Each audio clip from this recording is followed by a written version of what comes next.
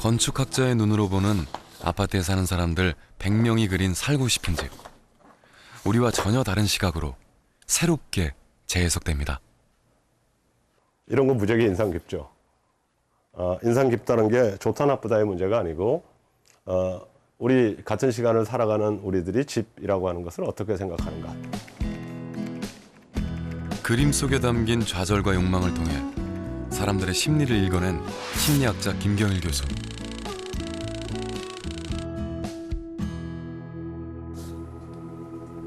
그는 그림 중에서 어떤 부분을 가장 눈여겨보았을까요?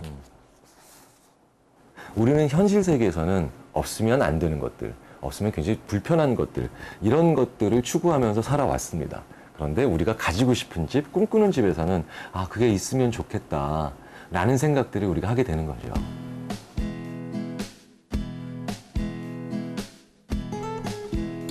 사진 찍어보니까?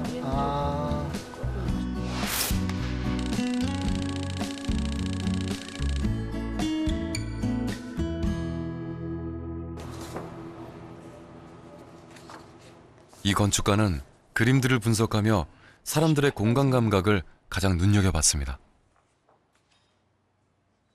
대부분의 많은 분들이 굉장히 그 공간을 그려내는 어떤 그 솜씨가 초등학교 정도 수준에 머물러 있다는 거가 굉장히 저는 좀 놀랍고요.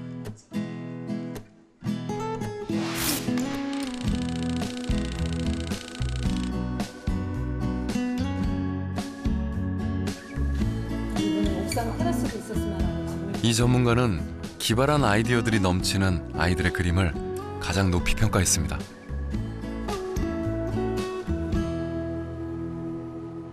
아이들이 그린 걸로 추정되는 몇 개의 그림들은 역시나 이제 뭐 비행기를 본땄거나 뭐 성체를 본땄거나 이런 것들은 아직은 이제 생각의 틀이 고정되지 않은 이제 어린 친구들이 그린 것들은 아무래도 조금 더 재밌고 흥미롭고 그런 것들이 이제 집으로 나중에 구체화되면 훨씬 더 재밌는 집이 나오고 그렇게 되겠죠.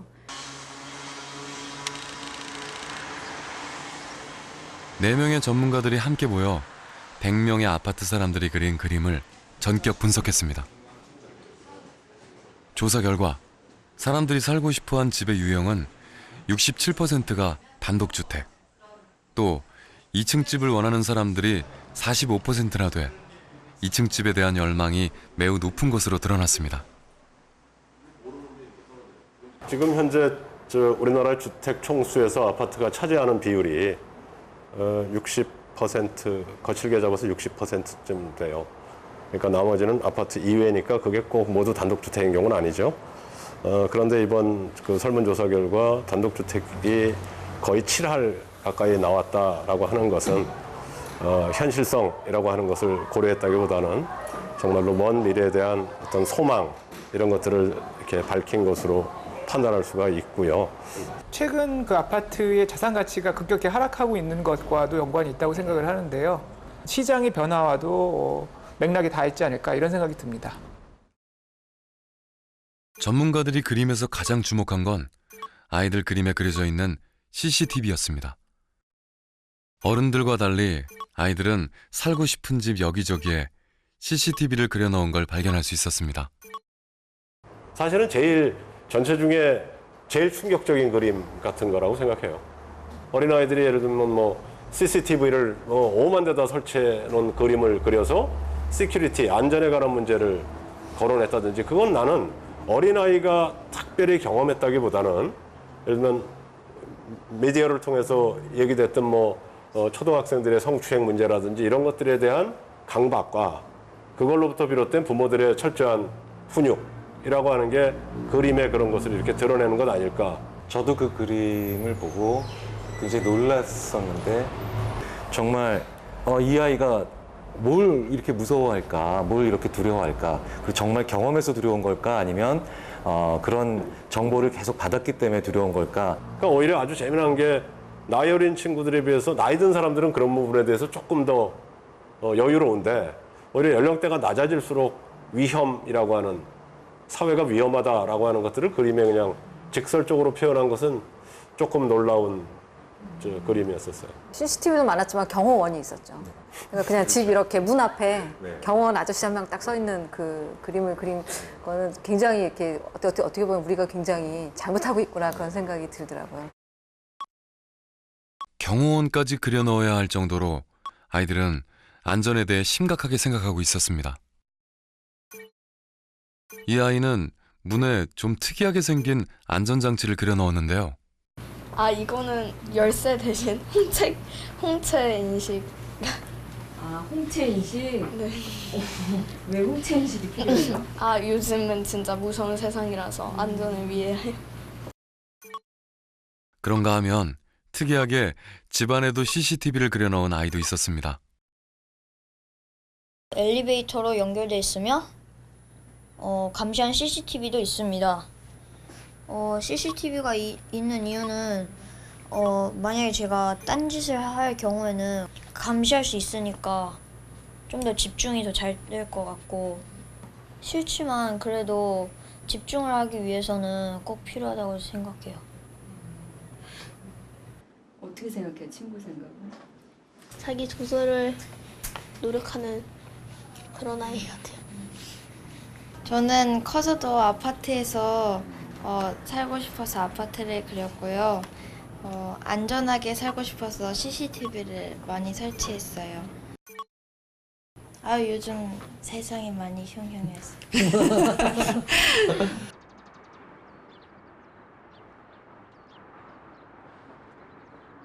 최근 늘어나고 있는 초고층 대단지 아파트들은 출입을 철저히 통제하고 다단계 보안 시스템을 만들어 안전한 주거 공간이라는 이미지를 더욱 강화시켜 나가고 있는데요. 이런 부분이 아파트를 선택하는데 중요한 요인이 되고 있습니다. 우리가 이렇게 다른 사람의 출입을 차단하고 CCTV로 서로의 움직임을 감시하면서 안전함을 보장받는 대신 놓치고 있는 건 없을까요? 아파트에 살면서 우리가 결핍되어 있다고 느끼는 건 무엇일까요?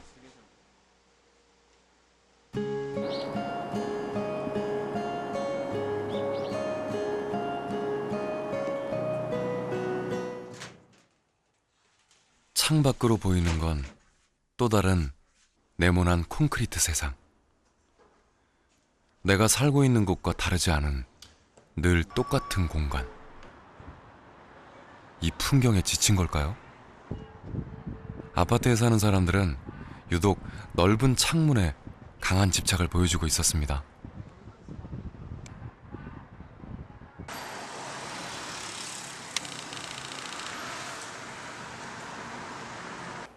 통유리라고 하는 게 대한민국 사람들의 로망인 것 같아요. 예를 들면 길거리 가다가 만나는 부동산 중개인 사무소를 딱 가면 전면 올 글라스로 다 정리했다, 다 바꿨다 이렇게 되어 있는 것들을 많이 보죠.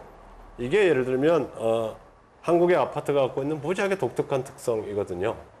즉 아파트가 줄줄이 서서 통유리를 통해서 밖에 내다보이는 게 앞에 있는 아파트의 뒤통수임에도 불구하고 1층부터 꼭대기층까지 전부 거실 분화문을 투명 통창으로 하죠. 열기도 쉽지 않게. 그럼 왜일까?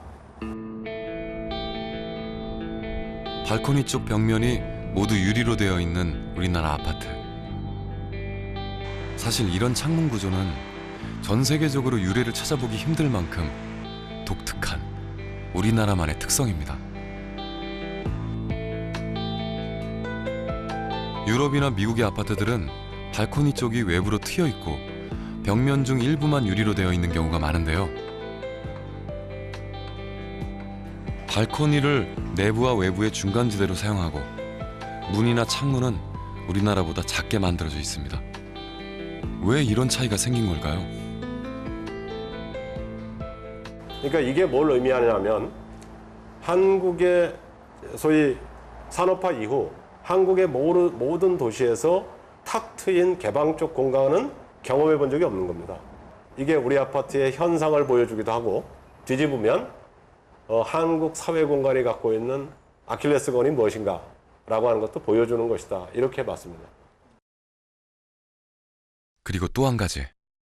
전문가들이 우려했던 점은 겉으론 개성 있는 단독주택이지만 내부 구조는 아파트와 전혀 다를 바 없는 획일화된 공간 감각을 보여준 그림들이 많았다는 점이었습니다.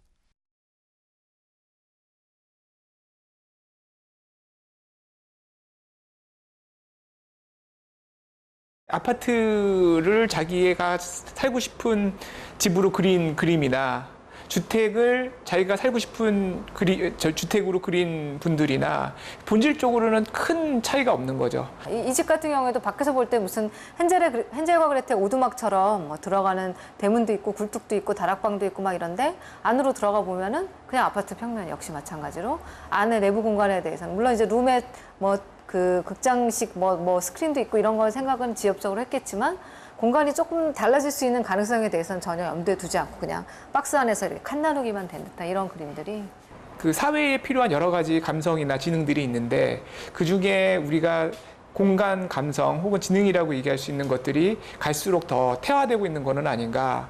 결국은 상상력도 경험에서 나온 것이라고 본다면 그 상상력이 그런 주거 환경에 의해서 완전히 다 제한되고 있다는. 결정적으로 이것이 보여주는 그림의 특성은 그게 아파트에서 한 치도 벗어나지 않았다. 우리나라 아파트는 집 한가운데에 거실을 두고 부엌과 방들이 모두 한눈에 보이도록 연결된 구조가 많은데요. 이는 가족 중심적인 우리나라 아파트의 특징입니다. 다른 나라의 아파트는 좀 다릅니다. 거실이나 식당 등 공용 공간이 한쪽에 몰려 있고 방들은 집 안쪽에 함께 배치돼 있어서 개인의 사생활을 좀 더 보호할 수 있는 구조입니다. 이런 내부 구조 때문일까요? 아이들과 엄마 눈치를 보느라 거실에서 마음 편히 쉴 수 없다고 호소하는 아빠들이 많았습니다. 그 아버지들의 공간이 많이 부족합니다. 아버지들은 주로 거실에서 방황을 합니다. 여기서 방황하든지 밖에서 방황을 하는데 아버지들 공간이 이렇게 30평대에도 좀 이렇게 있었으면은 좋겠다는 바람이 있었습니다. 지금 방 3개 있는데 안방 부부방 있고 애들 자녀방 하나씩 나눠주고 내 공간이 없어요. 그래서 애들 다 나가고 혼자 있을 때 내가 더 기분 좋을 때가 있고 그래. 부부끼리 있으면서 항상 도망갈 준비가 되어 있는 나이인 것 같아요. 아저씨들이 이 나이가. 제가 제일 많이 있는 자리는 소파입니다. TV 보느라고. 뭐 저는 제가 그렇게 뭐 이게 내 공간이다 하는 그런 공간은 없는 것 같아요. 아빠들 중에 거실을 유난히 크게 그린 분이 있었는데요. 거실 진짜 크네요. 아무것도 안 하고 그냥 이래 내가 쉴 수 있는 공간. 그냥 진짜 이래 밖에서 남자들이 격렬하게 살지 않습니까? 그러니까 여기 가서는 일 구상하는 것도 필요 없고 그냥 내 혼자만 그냥 멍청하게 있고 싶어. 지금 아파트에선 불가능하세요? 가능하죠. 가능한데 아파트라는 공간 자체가 좀 이렇게 번잡한 것 같아요. 번잡한 아파트 공간에서 벗어나 혼자만의 시간을 갖고 싶은 절절한 바람이 담긴 그림입니다. 되게 고개 끄덕여주는데 리액션이 아니, 뭐가 이렇게 공감이 돼요? 아니 그게 너무 아빠가 하는 말이 갑자기 왜? 어느 부분? 좀 집에서 하지 않는 말이 많잖아요. 그러니까 너무 신기했어요. 아빠는 주로 집에서 어떤 말씀하시는 거예요? 아 그냥 가정을 위해서 많은 말을 하긴 하는데 이렇게 구체적으로 미래에 대해서 생각을 하지는 않으시니까 그게 가장 재밌는 것 같아요. 다른 가족들의 방은 기호로 단순하게 표시하고 자신만의 취미 공간을 자세하게 묘사한 아빠도 있었습니다. 2층은 이제 오로지 제가 이제 꿈꿔왔던 이게 이제 실효대로 지켰는데 음향은 그 영화관처럼 그렇게 하고 그다음에 이제 옆에 이제 오디오 이 정도로 하면 아마 제가 충분히 행복할 수 있는 공간이 된 것 같습니다. 자기만의 공간을 원하는 건 아빠들뿐만 아니라 사춘기 청소년들도 마찬가지였습니다. 바쁜 일상에서 벗어나 잠시 휴식을 취하면서 자신의 취미를 즐길 수 있는 공간에 대한 욕구가 여기저기 엿보였는데요.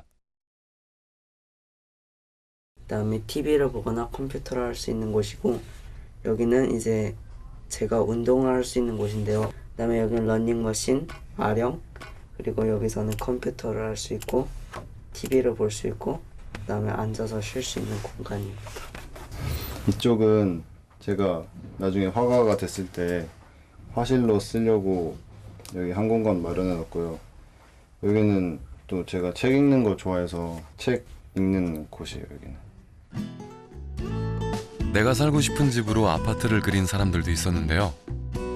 아이들은 주로 학교나 친구들 때문에 아파트가 좋다고 답했고, 어른들 중엔 주로 주부들이 편리함 때문에 아파트를 떠나고 싶지 않다고 답했습니다.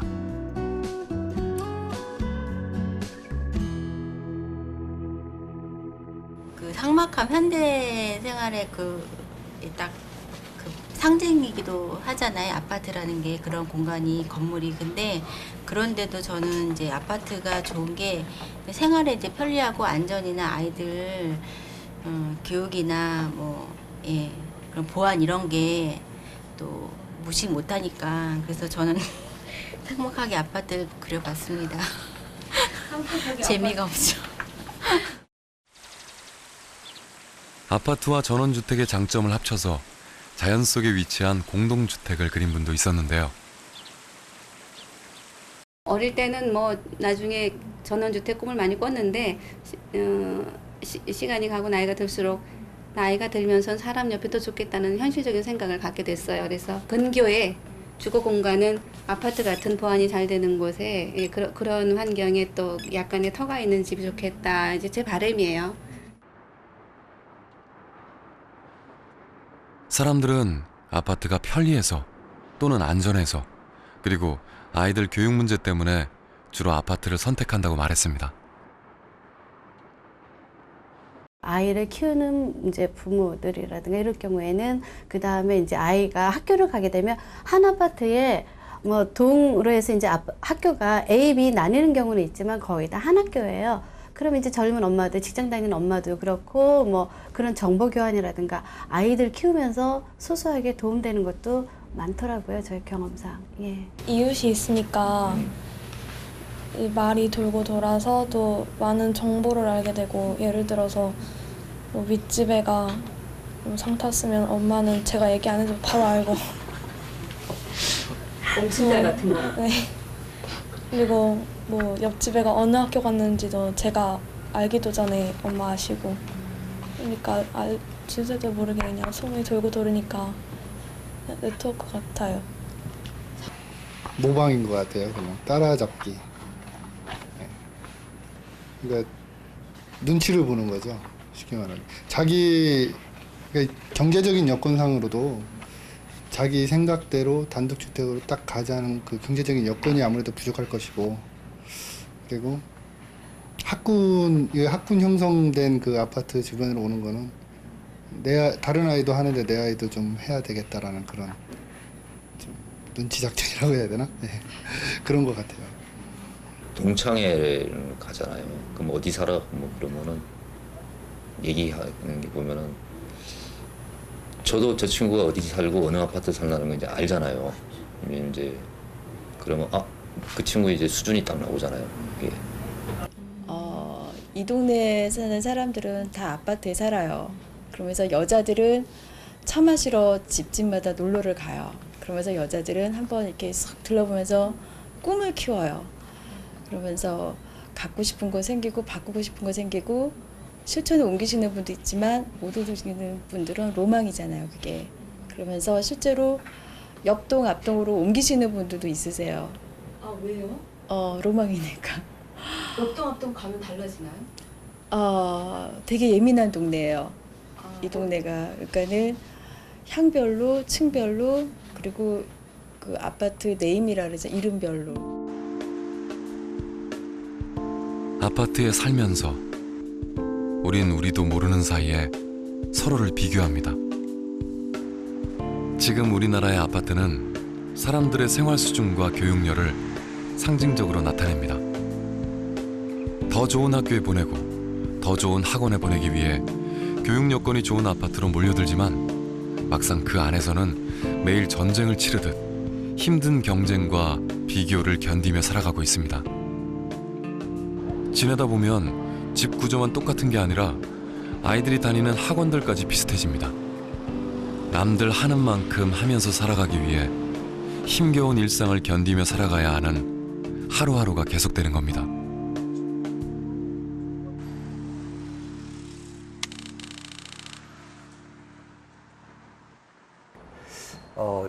전 세계적으로 이렇게 조사를 해보면 한국 사람들에게 유난히 높은 그런 그 인간의 속성 중에 하나가 있습니다. 그게 이제 고립불안이라는 거거든요.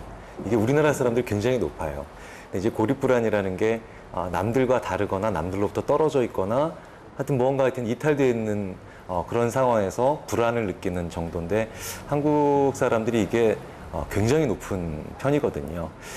그런데 이제 아파트라는 거는 완전히 동질적으로 가는 거죠. 그렇기 때문에 사람들로 하여금 나는 너와 다르지 않아. 우리는 같은 그 형태의 삶을 살아가고 있어. 라는 식의 안심을 주는 게 이 높은 고립불안의 한국 사람들과 이게 잘 맞아 떨어지는 것 같고요. 우리가 아파트라고 하는 것을 중심으로 이렇게 논의의 대상으로 삼았지만 여기에는 한국 사회의 여러 가지 측면이 고스란히 배어 있는 것이다 라는 것을 확인했다는 것이죠. 다시 말해서 아파트를 통해서 한국 사회의 여러 가지 모순 내지는 갈망 혹은 결핍 같은 것들을 확인할 수도 있었다라고 생각해요. 예를 들면 어린아이가 학원이라고 하는 것과 집이라고 하는 것의 거리 때문에 이사라고 하는 게 불가능하다거나 혹은 나는 학원이라는 게 무지하게 중요하다.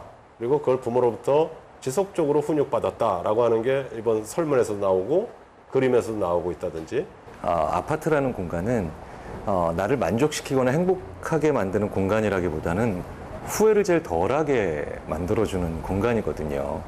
그런데 저희 심리학자들이 아무리 연구를 해봐도 그리고 사실은 인생을 조금만 살아보신 분들은 다 이해하실 수 있는 게 후회를 하지 않는다는 것과 만족이나 행복이라는 건 별개의 그 과정이고 그렇기 때문에 동시에도 얼마든지 경험할 수 있고 둘 다 아무것도 경험 안 할 수도 있거든요. 그런데 우리가 이제 살아가면서 좀 착각을 하고 있는 것 같아요. 후회하지 않으면 만족할 수 있을 것이다. 혹은 행복할 수 있을 것이다. 근데 이런 생각을 계속 가져가다 보면 정말 불편하지 않고 후회하지 않게 만들어주는 곳에서 계속 산다고 했을 때 우리가 행복도 같이 할 수 있지 않을까. 근데 분명히 다른 거거든요. 여러분은 자신의 행복을 위해 집을 고르고 있습니까? 아니면 무언가 불편을 피하기 위해 집을 고르고 있습니까? 만약 지금 당장 당신이 꿈에 그리던 집으로 이사할 수 있다면 지금 바로 살고 있던 아파트를 박차고 나올 수 있을까요? 또 이사를 하면은 또 중학교를 바꿔야 된다던가 자신과 좋은 고등학교를 못 갈 수 있어서 못 갈 것 같은데. 민정이도 살고 싶어지는 곳이에요? 민정이는 당장 가고 싶어요, 저 집? 아니요. 지금 못 가죠. 왜요? 직장하고 애들 학교 이것 때문에 좀 그런 많은 고민이 필요한 것 같아요. 당장 가라 그래도 좀 가기 힘들 것 같아요. 아이들 학습 문제나 교육 문제 때문에 당장 이렇게 옮기기는 힘들고 또 직장 문제도 교통 편리상 이렇게 어쩔 수 없이 아파트에서 살 수 있는 그게 좀 현실적인 게 마음이 아프죠. 네. 빨라도 한 10년 정도는 있어야 되지 않을까? 10년은 좀 그렇고요. 15년이나 한 20년 되지 않을까. 그러니까 15년쯤, 그러니까 65살 정도. 빨리 가지는 못하겠죠. 그럼 또 갈 수도 없을지도 모르고. 10년 정도 되겠죠. 10년 정도 뒤에 그때가 살아있으면.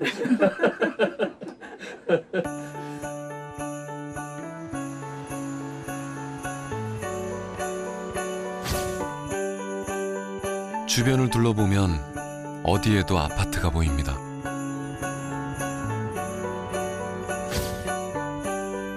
대한민국 어느 도시에 가도 아파트가 있습니다.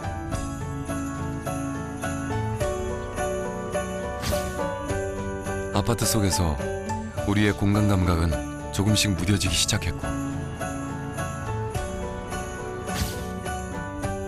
마음껏 뛰노는 것이나 애완동물 키우는 건 바로 위, 바로 옆 이웃을 신경 쓰며 당연히 포기해야 하는 것들이 됐습니다. 아파트 이외의 공간은 경험해 본 적도 없고 살아본 적도 없는 아이들이 자라나고 있습니다.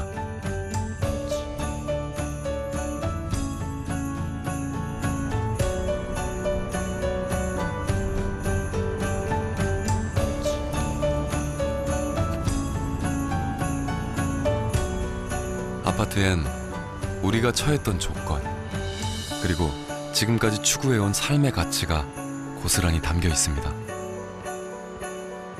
그것은 한때 유효했고 현실적인 선택이었습니다.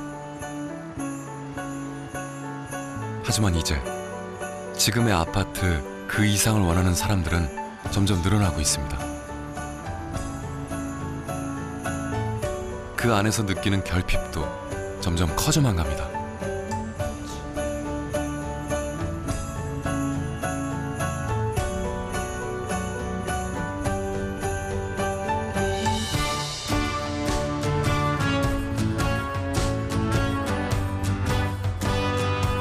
새로운 요구와 가치를 담은 또 다른 미래. 우리는 이제 그것을 찾기 위한 여정을 시작해야 할 때입니다.